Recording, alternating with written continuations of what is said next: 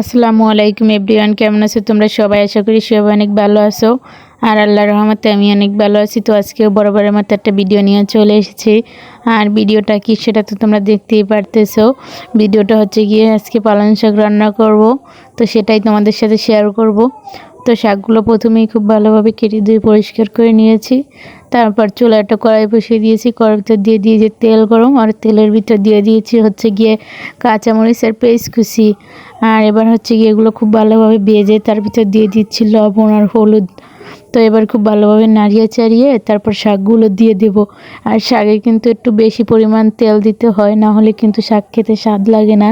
তেল জাল নুনটা ঠিক হলে শাকটা কিন্তু খেতে অনেক স্বাদ লাগে। তো যাই হোক, তারপর কিন্তু নাড়িয়ে চাড়িয়ে নিচ্ছি। আর বাকি আরও কিছু শাক আছে, ওইটা আমি উপর থেকে দিয়ে দেব। আর এই পালং শাকটা কিন্তু একটুও পানি অ্যাড করা যাবে না, কারণ পালং শাক থেকে অনেকটা পানি বের হয়। আর আমি যেহেতু ধুয়ে পানি থেকে জাফি থেকে পানি ছড়াইনি, তো শাকের গায়ে কিছু পানি আছে। তো তারপর কিন্তু এই যে চেপে চেপে দিয়ে ঢাকনা দিয়ে ঢেকে দিচ্ছি। যে কোনো শাকই কিন্তু কড়াইতে রান্না করতে গেলে সহজে ধরতে চায় না, চেপে চেপে দিতে হয়। তো এই যে দেখো, আমি কিন্তু কোনো পানি দিইনি, তারপরে শাক থেকে কতটা পানি বের হয়েছে। এবার খুব ভালোভাবে নাড়িয়ে চাড়িয়ে নিব।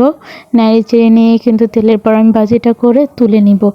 আর কিন্তু শাকে কোনো বাগার টাগার দেবো না। এই যে পর্যায়ে পানিটা টেনে এসেছে। তো এবার হচ্ছে গিয়ে শাকটা তুলে নিব। আর এই যে আমি একদম তেলের পর নিয়ে এসে তারপর হচ্ছে গিয়ে তুলবো। শাকটা ভিজে ভিজে একরকম স্বাদ লাগে, তো নিরামিষ আমি এরকম তেলের পর ভাজা ভাজা করে তুলি। আর চিংড়ি মাছ দিয়ে রান্না করলে হচ্ছে কি একটু জলজলি ভালো লাগে। তো তারপর শাক ভাজিটা তুলে নিয়ে এখানে হচ্ছে আবার শাক দিয়ে ডাল দিয়ে রান্না করব। তো ডালটা খুব ভালোভাবে গুটে নিচ্ছি, মানে পাতলা ডাল যে পদ্ধতিতে রান্না করে সেম পদ্ধতিতে আমি করে নিচ্ছি। খালি শুধু ঝোলটা একটু অল্প দিয়ে ডালগুলো দিয়ে দিয়েছি। মানে আমার এই পালং শাক দিয়ে ডালটা অনেক আগে খেতে মনে চাইছিল, তো ওই সময় একদিন রান্না করার জন্য শাকটা রেখেও ফেলাইয়ে দিছি, রান্না করা হয়নি। তো আজকে ভাবলাম যেহেতু শাক আনছে, টাটকা টাটকাই রান্না করব ডাল দিয়ে। তো এই যে ডাল দিয়ে ডালটার কি ফুটে পানি দেওয়ার পরে হচ্ছে গিয়ে কাঁচামরিচ দিয়ে দিয়েছি। আর এর লবণটাও দিয়ে দিয়েছি, ওটা হচ্ছে দেখা যায়নি। তারপর হচ্ছে গিয়ে ঢাকনা দিয়ে ঢেকে রেখেছি।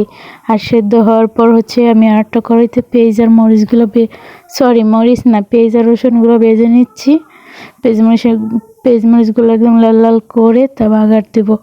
মানে বাগারটা কিন্তু যে একদম পারফেক্ট হলে বাগার থেকে একটা গ্রান আসে, কাঁচা থাকলেও ভালো লাগে না, পুড়ে গেলেও ভালো লাগে না।